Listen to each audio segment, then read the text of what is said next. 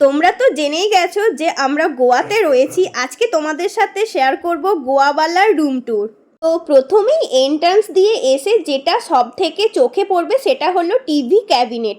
তার ঠিক পাশেই রয়েছে দুটো সোফা আর একটা সেন্টার টেবিল। এখান থেকে ভিউজটা দেখতেই পাচ্ছ, অসাধারণ লাগছে।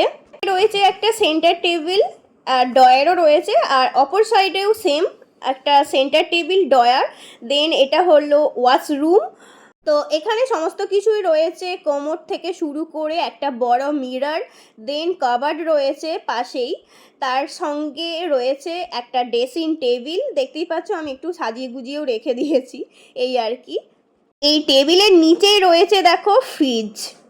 আর এই সাইডে একটা টেবিল রয়েছে ট্রলি ব্যাগ রাখার জন্য, দেন একটা ডেস্ক রয়েছে আর একটা চেয়ার রয়েছে, ব্যাস। তো দ্যাটস ইট, এই ছিল রুম ট্যুর।